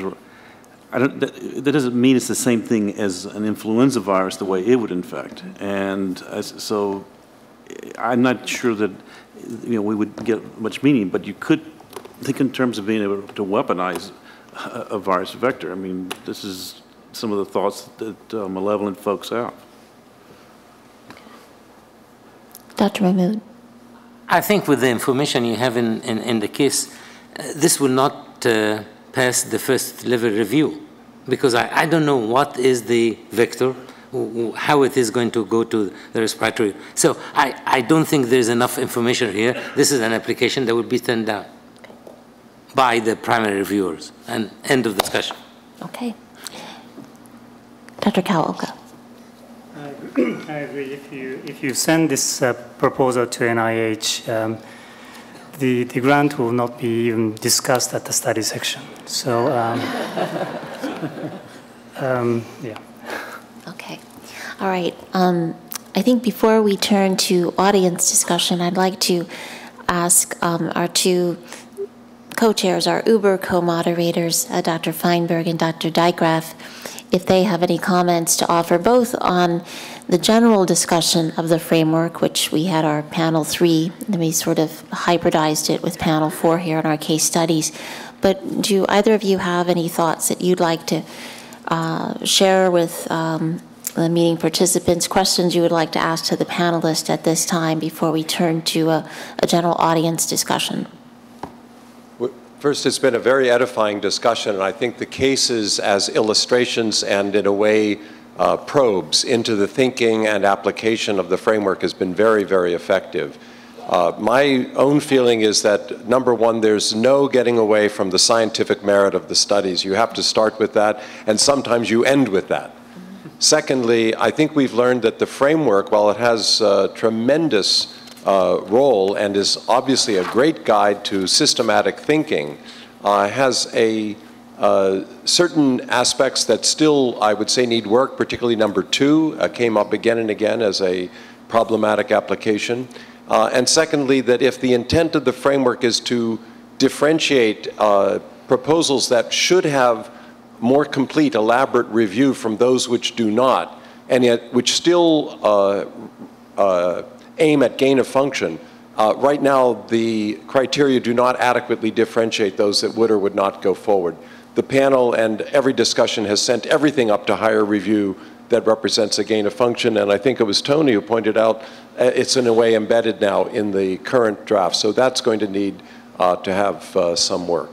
Overall, however, I think we all have to acknowledge that the systematic laying out of questions, while they reflect the necessary conditions or considerations, do not quite reach to criteria or levels of performance that would lead to a conclusion. And therefore, as many have pointed out, we cannot at the present escape the judgmental character that will necessarily be a part of this application. And recognizing that, in turn, invites, on the one hand, the question, should the department and its efforts try to be a little more concrete in the level of criteria that would have to be achieved in order to qualify or not on each of the considerations? And secondly, as a number have pointed out, a great deal is going to depend on precisely who is asked, with what backgrounds, what participation, what collective judgment to render their opinions as these go forward. I think it's been a wonderful discussion, and I'd be eager to hear if others in the audience at this point have anything else to add to the discussion that we have heard. Robert, do you want to add anything yourself? Okay. Thank you, Dr. Feinberg. At this point, we'll open up the discussion to all meeting participants. Dr. Epstein, we'll start with you. Thank you. It's not quite germane to the point of this panel, but I did have a quibble on Dr. Robinson's formulation when he said this borders on classified, when I think you meant to say this may border on illegal. And I just don't want to equate those two. So.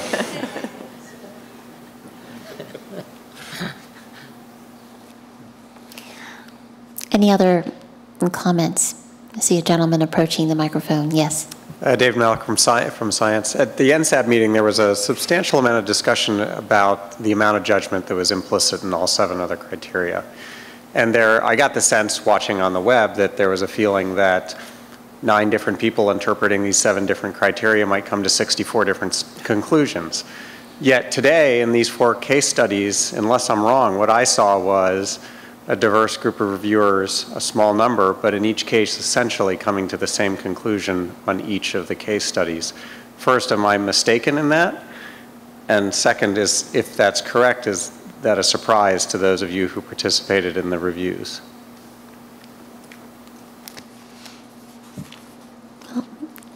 Danny, Dan, Nancy, do you want to respond to that, or anyone on this side of the table? Tom? Yeah, I think in the last 2 we had harmony, but I don't, we'd have to go back and roll the transcript again, but I think in the first 2 discussions, I think at least I did not concur with the group. There may have been other differing views, but I think we did have harmony in the final 2.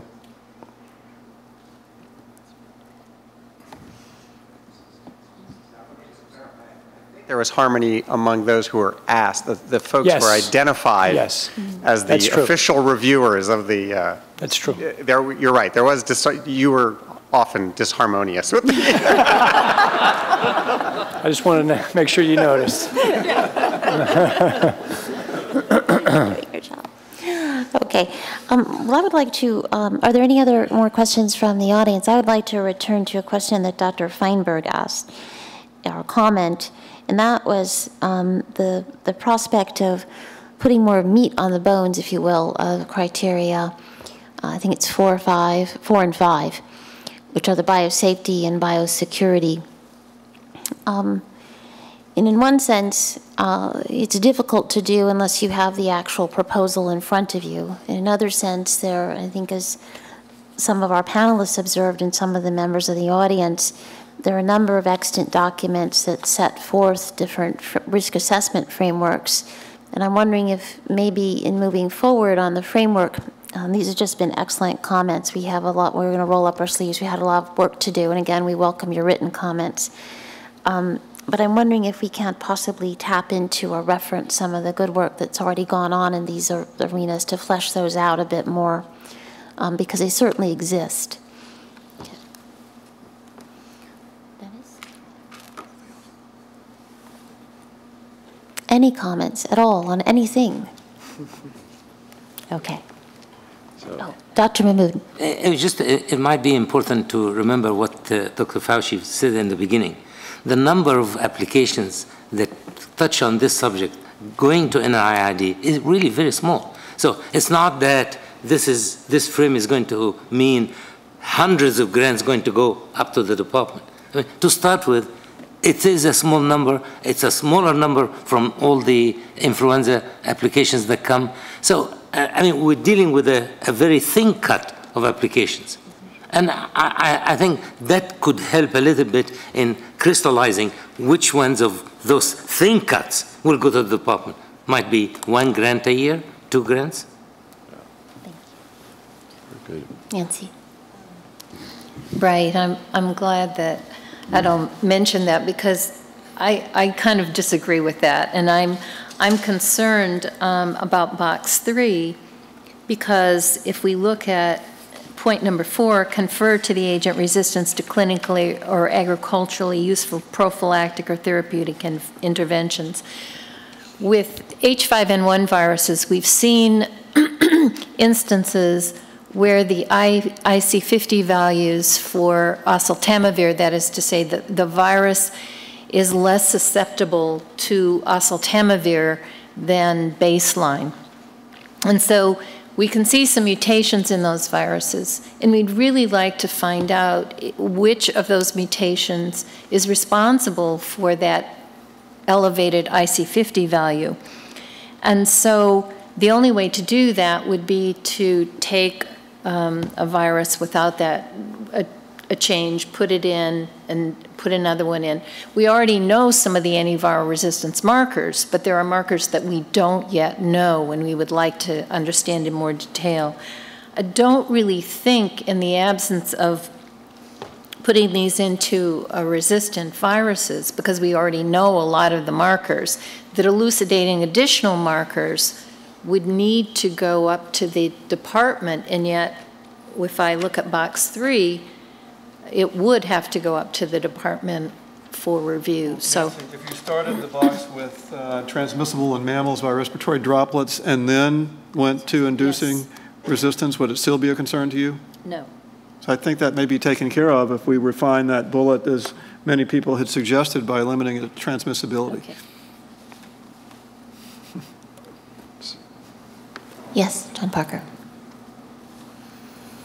I think you've demonstrated over the 4 cases the application, but if a less educated person would look at your criteria and hear your discussion, they may be confused as you talk about reviews escalating to department. And so, left to their own devices, they may be seeing that it's moving from scientific review to political review. And so somewhere along the line in your criteria, I think it should be outlined clearly for the public to understand just what you mean by elevating to department level. Thank you for that comment. And in a moment, if she's willing, I will ask Sally Howard to speak, but I'll offer a few comments on that. When we say department level review, what we are referring to is bringing together true subject matter expertise, so scientific expertise, expertise in influenza research, infectious disease epidemiology, public health surveillance, preparedness and response efforts, reaching out to subject matter experts throughout the federal government, and bringing those experts' perspectives to bear on the review process. We are not talking about, I just want to be very clear here, we're not talking about a political decision, a political review. And Sally, I don't know whether you would like to add something to that, but. Not much, but as a political appointee, I can tell you what we envisioned was exactly that there is this subcategory that we may not have precisely defined yet, but are working on, of research where I think we recognize that we're viewed as a public health agency, whether it's NIH or HHS. And because we're viewed as a public health agency, we're perceived across the administration by our non-public health agencies as perhaps being biased in favor of doing research, and perhaps not quite understanding what the biosafety and biosecurity risks might be. And so it's for that smaller group of research where we think that the risk-benefit starts tilting to maybe even, that we want to make sure that we've really elucidated all of the different risks. And to do that, that's what is envisioned by this departmental review, is that we would bring in the different, really, it's really more interagency review, but we wouldn't want to send it up outside of our department for a number of reasons, but we would want to draw into our review those areas of expertise and those areas where their focus is just on a different aspect of the risk or benefit that funding the research might lead to. So I hope that clarifies that it's bringing in the diverse subject matter expertise in terms of review. Thanks, Sally. Yes, sir. So this comment may have been addressed really by Nancy's comments about bullet points and sub-bullet points. I'm John Steele from Emory University. But listening to the case studies, it seemed that there was more harmony in what was not acceptable than there was about what is acceptable. And with that in mind, I wanted to make the point that one has to be very careful about how you use gain of function as a tool to determine what should move up to departmental review. There's gain of function and gain of function, and it seems like quite a blunt tool that could be used in order to discriminate between proposals that move upstairs or not. And I think, by first breaking the criteria down into transmissibility and then having categories of increased pathogenicity and so on helps a lot. And perhaps Nancy made that point, but I just wanted to iterate it anyway. Thank you. Okay. I'm not quite sure I understood the question, the last question. I think it's more, if I may just say, it was more an observation, okay. I would say, particularly than a question. And if I interpret it correctly, it's the notion of gain of function itself covers a wide range. Mm-hmm. And I think the questioner was really asking for some refined consideration as to what exactly one would want for what I would describe as a broader level of consultative review, in a sense that would be required for certain subsets of gain of function studies. I didn't mean to misinterpret, but is that more? You make my point far better than I made it myself. Okay. The panel asked for comments, so it was more a comment than a question, but yeah. you absolutely have it right. Good. Can I ask him a question then? Sure, stand by. So with the refinement that we've been discussing here, particularly about sort of making that first bullet increase transmissibility via respiratory droplets in mammals, a sort of chapeau statement that then the other 4 bullets are sub-bullets under. Does that get closer to? Absolutely, yeah. Okay. Yeah. Good. Thank you. Good. I think that this is an opportune moment for me to invite you to express our appreciation to this marvelous final panel today and our co-moderators. Thank you so very much. Really a very informative and provocative discussion, as was the entire discussion through the day. On behalf of Professor Dijkgraaf and myself, we want to thank you for your participation and your active and enthusiastic engagement. We look forward to seeing you tomorrow morning at 9 o'clock, when we'll begin with our first panel tomorrow. Tonight, rest well. See you then.